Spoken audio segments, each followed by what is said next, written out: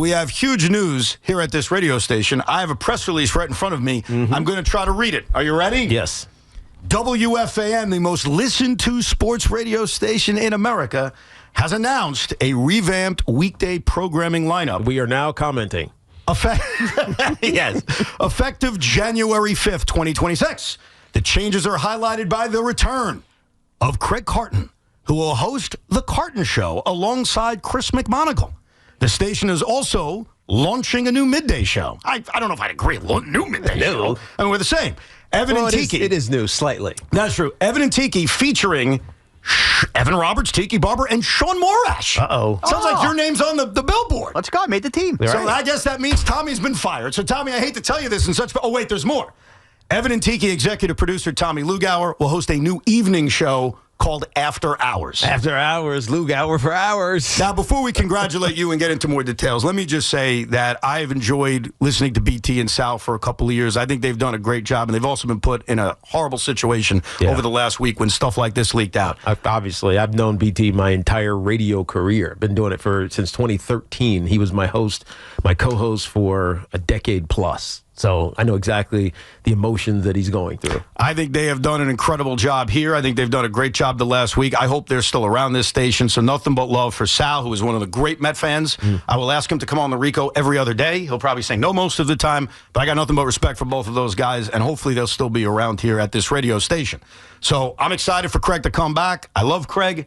I'm excited to be working with you for another 15 years, and I'm very excited about this breaking news that no one asked our approval on, which is that Sean Morash's name is on the show. I told you. I had one input. You asked if I had any input. I said, don't bleep with my show. My guy. Evan and Tiki. Other than giving Tommy an advancement. That's true. I mean, Evan and Tiki featuring Sean Morash, and now Tommy Luger hosting After Hours. So first of all, Tommy, congratulations. Will you miss us?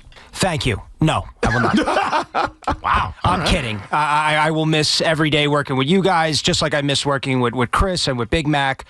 But selfishly, I'm very excited to have my own show here. It's something that I've worked for my entire life. It's all I ever wanted. So I'm very appreciative to everybody that's, guided me through the years here, and the opportunity that the architect and Ryan Hurley are giving me. I'm very appreciative. I only have one question for you, Tommy. Yes. Whose tree are you claiming? Yeah, are you from the Evan and Tiki tree or the Carton and Roberts tree? So Boomer and Craig are definitely going to claim me.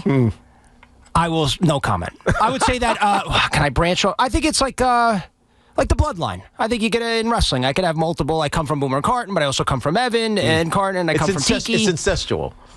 Well, I guess. You can put it that way. I don't think Craig would claim you, so you may as well just stick with us. And congrats to Big Mac being a part of the Carton Show. Big Mac is awesome. He's one of the great Yankee fans, probably the greatest Yankee fan at this radio station, as I stare at Sean Morash. That's okay. He's the greatest ass-kissing Yankee fan. Who cried more at the Yankees game that you guys went to this postseason? Oh, we were actually, me and Chris together, were pretty nervous wrecks the whole time. Anybody cry? Yeah. No, we don't cry. We don't Yell? cry.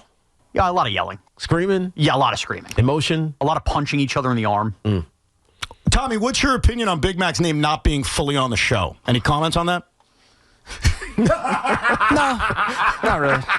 Well, Tommy can't say anything because there's no name. His name's not on his show either. Well, it's After Hours with... Oh, no, you're right. It's just After Hours.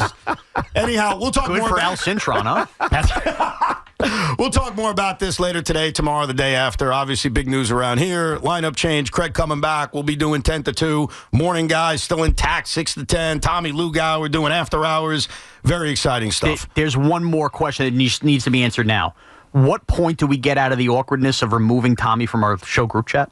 See, I think he stays permanently. I wasn't going to remove him. You can use what we talk about for After Hours. That's true. Oh, this is awkward. So I was planning on just leaving the chat and That was, by the way, that was going to be my answer to you, Sean. Would just ghost us? You would never remove him from the chat. You would allow him to self-remove him from the chat. Okay. So that's perfect. Whenever he wants to do that, it's not awkward for us. Yeah, when CBS didn't pick up my contract, I just removed myself from the chat. Is that what you did? Yeah. Wow. 100%. Tiki Barber has left the chat. Yes. Stiff arm cattle on the way out? Yep. No, I wrote him individually, but I was like, I'm out. So how soon do you remove yourself from the chat? Tonight? Tomorrow? A week from now? I 6 weeks from now? already have. Oh, See ya. he's already got it. Thanks for the memories. All right, so there you go. Big announcement here at WFAN. We'll spend more time on that. We'll have Craig stop by next week, too. Should be a lot of fun. So a lot coming up. It all launches on January 5th, 2026. I could read Craig's quote, but I'm not. I am going to make fun of his picture. They couldn't have done a better job with this picture. He looks fat. He looks sloppy. But at least he's bald. He is bald. Very excited. I'm very excited to have Craig back, and I can't wait to be back at 10 a.m. with you. That was a slot me and Joe did for 13 years. 13 freaking years. Wow. And yes, I guess I'll be able to make opening day. What time is opening day? 3:10? Do we get to go with you? Yeah, why not? We can do the show from there. Excellent. I don't need your tickets. I mean, Cadillac Club will take care of it. Oh, jeez, of course. Of course. Let's get back to your telephone calls. Obviously, a very emotional day. Pete Alonso is now a former Met. He is signed with the Baltimore Orioles. If you're just tuning in, it's a 5-year, $155 million deal. He basically got the same contract as Kyle Schwarber, plus $5 million. That's how it worked out. Kyle got 5 years, $150 from the Phillies. Alonso ends up getting 5 years, $155 with the Baltimore Orioles. That's because he's playing first base as well. He is. No, I mean, I assume he's going to play first base over there. Right. And probably do some DHing. And the Mets didn't seem that interested in having him play a lot of first base. But either way. I mean, that's also part of the issue. I mean, I don't want to say he was disrespected by the Mets, but they were diminishing what he really wanted to be good at, which is being a first baseman. Yep. It'll be interesting to see what the Orioles do. I mean, how many days he's going to play first base this season. Because he is a DH as well, potentially, and certainly in his future when he gets older. But I think he still wants to play first base. No, I get you. One thing I am trying to figure out, and I'm going to try to figure it out before we sign off or before I do a Rico tonight, what I actually want the Mets to do now.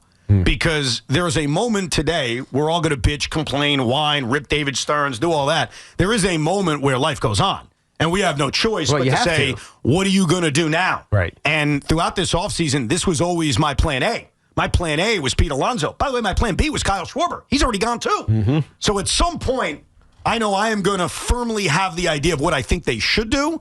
But right now, at least for me, I'm still in that grieving stage. Let's go to Jerry in Maywood, who is on the fan. What's up, Jerry? Hey, guys.